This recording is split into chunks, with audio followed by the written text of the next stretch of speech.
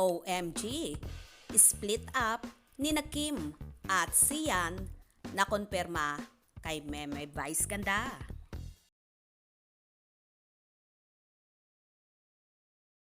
Wala na yung love lock pero tayo pa rin. Thank you, Kim.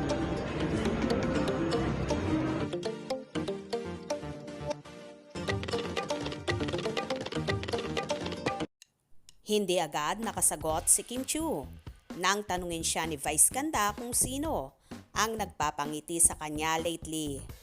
Sa episode ng It's Showtime ay napagtripan na naman ni Vice si Kimmy at inurirat siya about her personal life.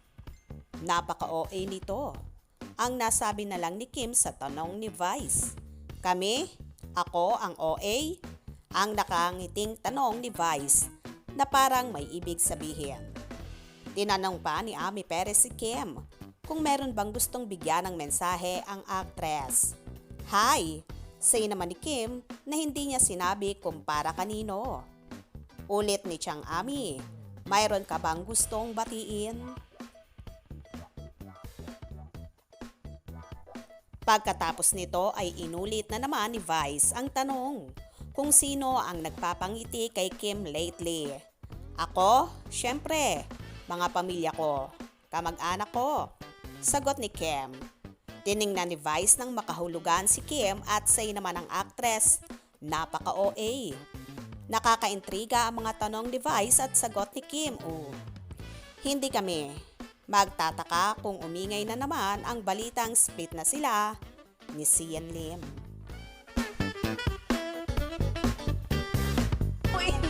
Wow, pulang po ang blush ko napunta sa noo. Meron ka bang gustong batiin? Hello! Excuse me lang anak, sandali lang. Hindi, uy, balik tayo dito kay Ben! Sino nagpapangiti sa'yo lately? Ako! Siyempre, mga pamilya ko, kamag-anak ko. Hello? Napaka-uwi!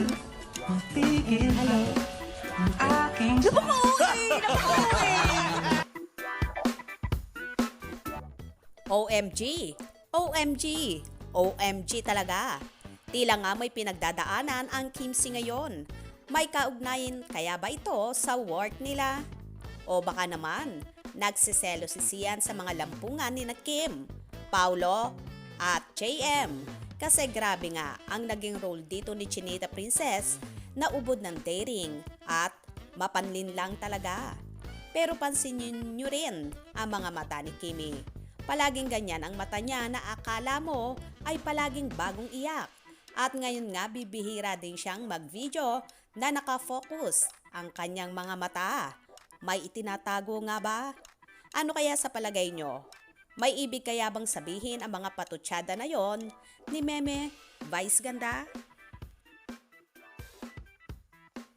Anyway, kung may gusot man sa lovebird, sana maging maayos ito. Or baka naman gumagawa lang sila ng gimmick para lang lalong pag-usapan ang linlang at ma-curious ang maraming tao. Minsan kasi taktika din ito sa mundo ng showbiz.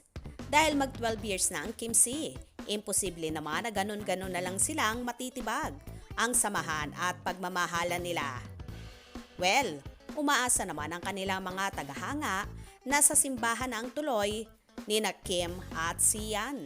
Kaya malamang, publicity lang ito para lalong umingay ang serye nilang linlang. Kaya naman, kayo na ang bahalang humusga. Hope you enjoyed.